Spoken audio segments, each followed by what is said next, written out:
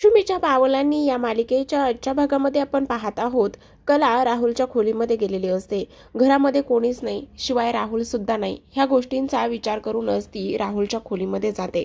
राहुलच्या खोलीमध्ये तपास केल्याच्या नंतर तिच्या हाती खूप मोठी चिठ्ठी लागत असते आणि ज्या चिठ्ठीमध्ये इथे त्यांनी बरेच काही कारनामे केलेले असतात. ते कारनामे इथे त्यांनी लिहिलेले असतात आणि ते सगळे तिच्या हाती लागत असतात. आणि तेव्हाच आता राहुल अगदीच नौटंकी स्टाईलनेच तिला म्हणत असतो, तू हे सगळं का करतेस, मुद्दामून करतेस का? आणि त्यासोबत सगळ्यात महत्त्वाचं म्हणजे आता बघ, तू हे सगळं मला फसवण्यासाठी करत असलीस तर असं अजिबातच करू नको. तुझ्या एक गोष्ट लक्षात येते का? आता मग मी आरडाओरडा करेन आणि आता आरडाओरडा केल्याच्या नंतर मग मी सगळ्यांना सांगेल की तू कशा पद्धतीने इथे मला फसवत आहेस आणि तूच ही चिठ्ठी जी आहे ती इथे माझ्या खोलीमध्ये आणून ठेवलेली आहेस. आणि त्याचबरोबर इथे हीच गोष्ट मी जर दादाला जाऊन सांगितली तर मग काय होणार आहे? तेव्हाच कला म्हणत असते, अरे तू ज्या दादाला मूर्ख समजतोयस, वेड्यास काढतोयस ना, तो मूर्ख नाहीये, समजलं? तू त्याच्या चांगुलपणाचा फायदा घेत आहेस आणि मी ते तसं होऊ देणार नाही. एक गोष्ट मात्र लक्षात ठेव. आणि तेव्हाच आता ही चिठ्ठी तू काय करणार आहे? सगळ्यांना नेऊन दाखवणार आहेस का? कला प्लीज असं करू नको ना. आणि तेव्हाच तो तिचं लक्ष विचलित करतो आणि पाठीमागे काय आहे असं तिला पाहायला लावत असतो. आणि तेव्हाच ती चुकून पाठीमागं पाहते आणि पाठीमागं पाहिल्याच्या नंतर लगेचच राहुल तिच्या हातातली असलेली ती चिठ्ठी, तो कागद लगेचच काढून घेत असतो. लगेचच त्याला तो काढून घेतल्यावर आता म्हणत असतो, आता काय सांगणार आहेस? बघ, आता तर ही चिठ्ठी तुझ्या हातामध्ये सुद्धा नाहीये. मग तू आता काय करणार आहेस? कोणाला सांगणार आहेस? ह्या सगळ्या गोष्टी सांग, बोल. कोणाला सांगणार आहेस? आहे का कोणी तुझं ऐकणारं? आणि तुझ्याकडे आता तर पुरावा सुद्धा नाहीये. जा, तुला जे काही करायचं आहे ना ते इथे तू कर, असंच राहुल तिला म्हणत असतो. आता मात्र कला थोडीशी सुरुवातीला घाबरल्यागत होते, कारण जो पुरावा आहे तो तर राहुलने तिच्या हातातून काढून घेतलेला असतो. इथे राहुल म्हणत असतो, तू आतापर्यंत माझ्या मागे खूप लागली होतीस आणि त्याचबरोबर मला माहिती तू माझा पाठपुरावा सुद्धा बऱ्यापैकी करत होतीस, पण एक गोष्ट मात्र लक्षात ठेव, काही जरी झालं तरी सुद्धा तुझ्या हाती काहीच लागणार नाही किंवा तुझ्या हाती काहीच येणार नाही. ही मात्र गोष्ट तेवढीच महत्त्वाची आहे. त्याचबरोबर सगळ्यात महत्त्वाचं म्हणजेच की आता कला म्हणत असते, ही एक चिठ्ठी तू गायब केलीस, अशा कितीतरी 56 चिठ्ठ्या तू गायब जरी केलास ना तरी सुद्धा तुझा जो काही खरा चेहरा आहे, खरा रंग आहे, तो मी इथे सगळ्यांसमोर आणल्याशिवाय राहणार नाही, समजलं तुला? आणि तू स्वतःला समजतोस काय? तू ही एक चिठ्ठी गायब केलीस, पण अशा दुसऱ्या कितीतरी चिठ्ठ्या मी इथे समोर आणेन आणि त्याचबरोबर मग मी बघते तू सगळ्या ह्या गोष्टीपासून लांब पळतोस आणि कसं काय करतोयस. असंच आता ती त्याला चॅलेंज देत असते. ती म्हणत असते, ए मूर्ख आहेस का? तो मूर्ख, काय केलंस तू? तुझ्यामुळे चांदेकरला अटक झाली, त्याच्या हातामध्ये बेड्या ठोकल्या गेल्या, त्याला इथे जेलमध्ये जावं लागलं. अरे तू भाऊ आहेस का? कोण आहेस? अरे तू भाऊ आहेस ना तर इथे हाताला हात देऊन, जोड देऊन इथे बिझनेस मोठा करायला हवा, तरी तिथे तू काय करत आहेस? हे सगळं कोण सिद्ध करणार आहेस? तू सिद्ध करणार आहेस का हे सगळं तू? अगं कला, खरे तुला मी आता ओपन चॅलेंज देतो. येणाऱ्या पुढील 8 दिवसांमध्ये इथे आबा चांदेकरांची आणखी एक ब्रँच इथे माझ्या हातामध्ये देणार आहेत आणि हळूहळू करून चांदेकरांचं सगळं जे एम्पायर आहे ते इथे माझ्या हातामध्ये येणार आहे.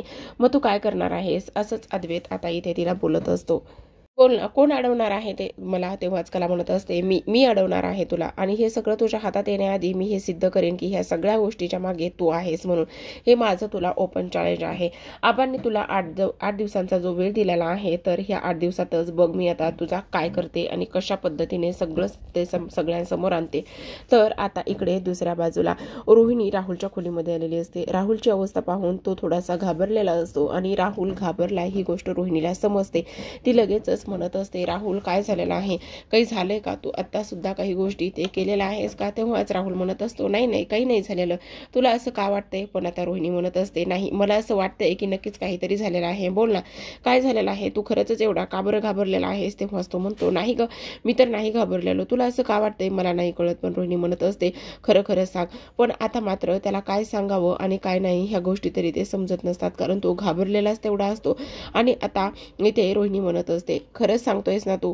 अगदीच काही माझ्यापासून लपवत नाहीयेस ना? आणि तेव्हाच तो म्हणत असतो, नाही ग मॉम, मी काहीही एक लपवत नाहीये तुझ्यापासून. आणि मी तुझ्यापासून का आणि कशामुळे गोष्टी नाही लपवतोय मी तुझ्यापासून काहीच. असंच तो आता इथे रोहिणीला सांगत असतो. त्याचबरोबर सगळ्यात महत्त्वाची गोष्ट म्हणजेच की आता काही जरी झालं तरी सुद्धा इथे आपल्याला हे सगळं या पद्धतीने करायचंच आहे. तेव्हाच राहुल मनामध्येच विचार करतो, नाही काही जरी झालं तरी सुद्धा आपण ह्या सगळ्या गोष्टी इथे अशा पद्धतीने हाणून पाडणारच आहोत, असाच विचार इथे तो करत असतो. त्याचबरोबर आता कला खोलीमध्ये जाते. कला खोलीमध्ये गेल्याच्या नंतर तिच्या मनामध्ये तोच विचार इथे सतत आलेला असतो. तिला तोच इथे प्रश्न पडलेला असतो की नाही काही जरी झालं तरी सुद्धा इथे आता राहुलचं हे जे काही पितळ आहे ते इथे उघडं पाडलंच पाहिजे. काही जरी झालं तरी सुद्धा ह्या सगळ्या गोष्टी इथे सगळ्यांसमोर आणल्याच पाहिजेत. आणि तेव्हाच तिला त्या सगळ्या काही गोष्टी इथे आठवत असतात. कशा पद्धतीने इथे आता जो काही राहुल आहे, राहुलनेच इथे नैनाताईला लग्नामधून गायब केलं होतं. त्याचबरोबर इथे राहुलने बऱ्याच काही अशा गोष्टी केलेल्या असतात. त्या सगळ्या गोष्टींमध्ये इथे राहुलच असतो, असाच कला इथे विचार करते. इकडे अद्वैत खऱ्यांकडून मिसळ घेऊन आलेला असतो. त्याने अंजूला एक बाउल आणि डिश मागवलेलं असतो आणि तेव्हाच तो म्हणत असतो, वा वा वा काय माझ्या बायकोची चॉईस आहे, एकच नंबर. असंच म्हणून तो आता इथे तिचं कौतुक करायला लागलेला असतो. त्याचसोबत कौतुक करत असताना मात्र आता इथे तो म्हणत असतो, अंजू हे बघ हे असंच राहू दे, आता मस्त मी हे सगळं काही सर्व करतो आणि हे सगळं सर्व केल्याच्या नंतर मी आता कलासाठी ते घेऊन जात असतो. आणि तेव्हाच बाउलमध्ये हे सगळं काही सर्व करत असताना तो खूप सारा पसारा इथे करत असतो. एवढा सगळा पसारा केल्याच्या नंतर तो म्हणत असतो, वा आता तर नक्कीच खरे खुश होईल आणि त्यासोबतच तिची जी काही इथे मिसळ खायची इच्छा आहे ती सुद्धा इथे पूर्ण होणार आहे, असाच तो इथे विचार करत असतो. त्याचबरोबर ह्या सगळ्या गोष्टींचा विचार करत असताना आता इकडे तो तिच्याकरिता जी मिसळ त्याने सर्व केली होती ती इथे घेऊन जात असतो. कला मात्र तिच्या विचारामध्येच असते आणि ती तिच्या विचारामध्ये एवढी गढून गेलेली असते. अद्वैतने समोर तिच्याकरिता मिसळ आणलेली असते आणि तेव्हाच इथे तो म्हणत असतो, हे बघ खरेकडची मिसळ, तुला खरेकडची मिसळ खायची होती ना, ही बघ ही मी तुझ्याकरिता आणलेली आहे. आणि तेव्हाच इथे आता कला म्हणत असते, नको रे माझा अजिबातच आता मूड नाही आहे खाण्याचा. आणि तेव्हाच इथे ती म्हणत असते, का कशामुळे तुझा मूड नाही आहे. आणि तेव्हाच ती म्हणत असते, नाही माझा अजिबातच कसलाच मूड नाही खाण्याचा वगैरे. आणि त्याचसोबत इथे आता जो काही अद्वैत आहे तो म्हणत असतो, पण झालंय काय. तेव्हा ती म्हणते, नाही मला नाही खायचं, माझी अजिबातच इच्छा नाही आहे. आणि तेव्हाच अद्वैत म्हणत असतो, आता बरोबर मी आणलेली आहे तर मग म्हणणार की नाही तू उशीर केलायस, तू हे केलेस, तू ते केलेस, असंच म्हणणार आहे ती.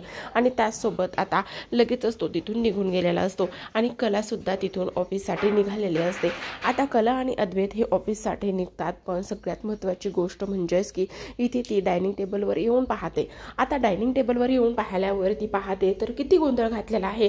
मिसळ सर्व करण्याच्या नादामध्ये काय केलंयस तू, हे चांदेकर वेडा आहेस का तू, असं कोणी एवढा पसारा करतं का. तेव्हाच अद्वैत म्हणतो, हिला मिसळ नाही दिसली पण पसारा झालेला बरोबर हिला दिसलेला आहे. अंजू चल ये पटकन आणि काहीतरी कपडा वगैरे घेऊन ये, असं म्हणून असती अंजूला सुद्धा आता इथे कामाला लावत असते. अंजू लगेचच ते साफ करण्यासाठी येते आणि कला जो अद्वैतने तिच्याकरिता मिसळ आणली होती ती मिसळ लगेचच आता ती पॅक करते आणि पॅक करून ठेवून देत असते.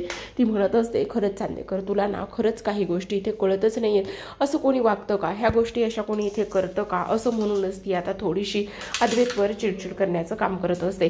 आणि त्याचबरोबर अद्वैत थोडासा डिस्टर्ब झालेला असतो, कारण कला अशा पद्धतीने रिॲक्ट होईल हे मात्र त्याला अजिबातच इथे वाटलं नव्हतं.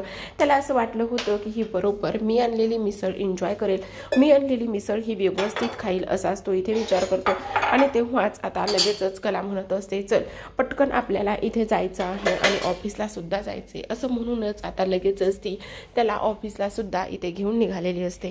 तर इकडे दुसऱ्या बाजूला संगीता आणि दिनकरराव अद्वैतचं कौतुक करत असतात.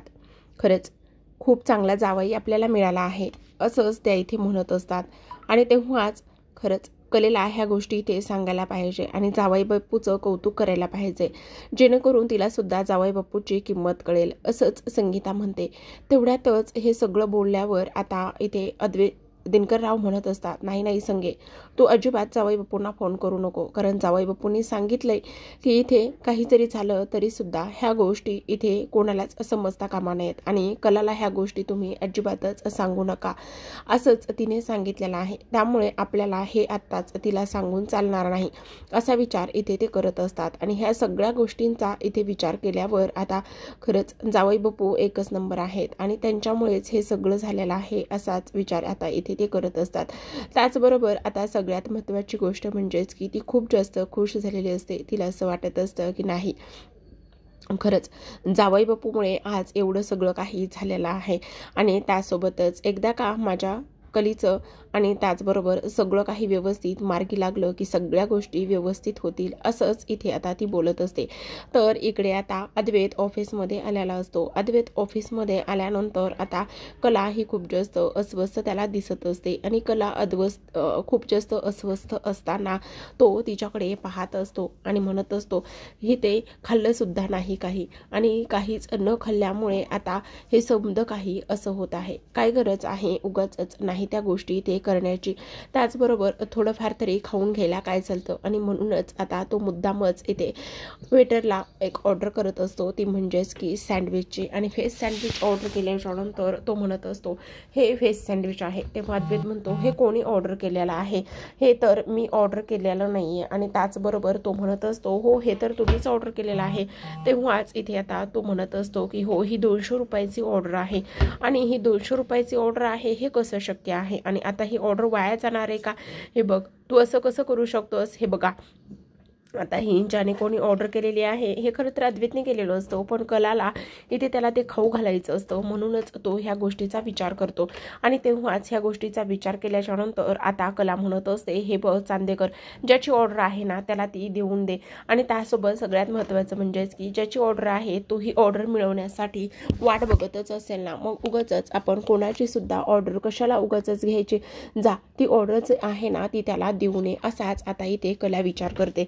आता कलाने हा सगळा विचार केल्याच्या नंतर नाही अशी कशी देणार, नाही हे बघा आता हे ओपन केलेलं आहे ना, मग हे ओपन केलेलं असल्यामुळे आता हे ज्याचं त्यालाच इथे द्यावं लागणार आहे ना.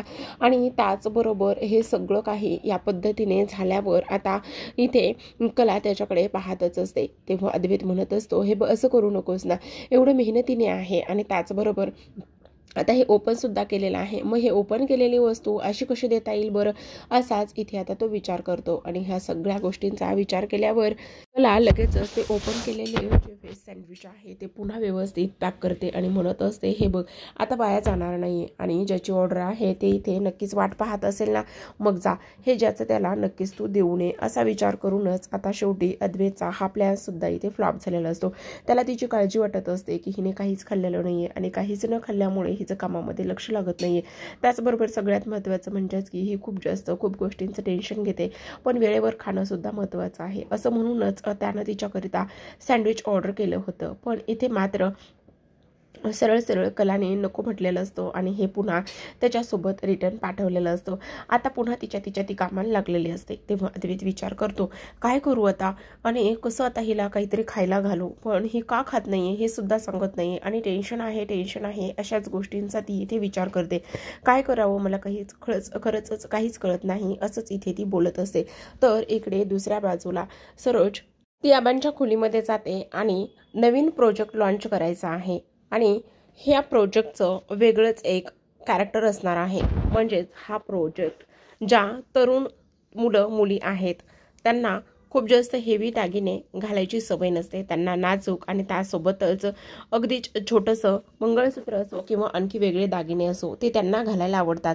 म्हणून एक हे सगळं काही क्रिएटिव्हिटी करण्याचं ठरवलेलं आहे आणि त्याचबरोबर ह्या सगळ्या गोष्टींना एक जोड असणार आहे, म्हणजेच पारंपरिक आणि त्यासोबतच त्याला क्रिएटिव्हिटीची जोड.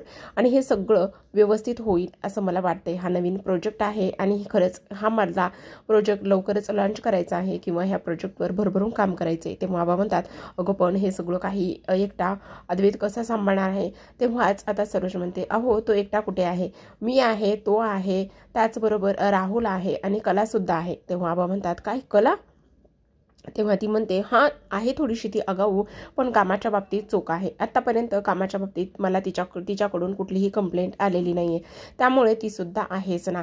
आणि तेवढ्यातच आता सरोजला फोन आलेला असतो आणि आबा म्हणत असतात ही तर गोष्ट चांगलीच आहे, पण ह्याचं मार्केटिंग त्याचबरोबर इथे लोकांपर्यंत ही कल्पना पोहोचली पाहिजे. तेव्हा सरोज म्हणत असते हो आबा ते सगळं काही व्यवस्थित होईल याची काळजी आपण घेऊयातच असं म्हणून ती फोन आल्यामुळे निघून जाते.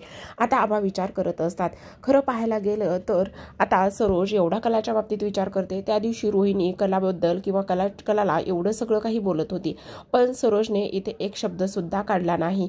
म्हणजेच आता अंबाबाई तू काय संकेत देत आहेस, म्हणजे तू जो काही संकेत इथे देत आहेस तो चांगलाच आहे म्हणायचं, पण हे सगळं काही आता सगळ्यांसमोर ही संकल्पना मांडलीच पाहिजे ना. आता ह्या सासू सुनांनाच एकत्र आणण्यासाठी मला आता प्रयत्न करावेच लागतील ना. खरं पाहायला गेलं तर मग आता इथे सरोज आणि कला जर एकत्र येणार असतील तर मला हे पुढचं पाऊल टाकावंच लागणार आहे. आई अंबाबाई तू अशीच पाठीशी राग, खरंच किती मोठा संकेत तू दिलेला आहेस. आणि त्याचबरोबर सरोजचं कलाबद्दलचं मतसुद्धा बदललेलं आहे, म्हणून आबा मात्र खूप जास्त खुश झालेले असतात. त्यांचा आनंद हा तर आता गगनामध्ये मावतच नसतो. ते अंबाबाईचे मनोमन आभार मानत असतात आणि आजच आपण ही संकल्पना सगळ्यांसमोर आणणार आहोत असाच मनामध्ये ते विचारसुद्धा इकडे करत असतात. तर आता इकडे दुसऱ्या बाजूला राहुल आणि पूजा केबिनमध्ये बसलेले असतात. त्याने पूजाला मुद्दामूनच त्याच्या केबिनमध्ये बोलवलेलं असतं. राहुल तिला म्हणत असतो, पूजा पूजा पूजा काय चाललेलं आहे, किती उशीर, त्यासोबत फोन केला तर फोन सुद्धा उचलत नाही. काय मग तुझ्या आईची तब्येत कशी आहे आणि घरी सगळे कसे आहे, ठीक आहेत ना.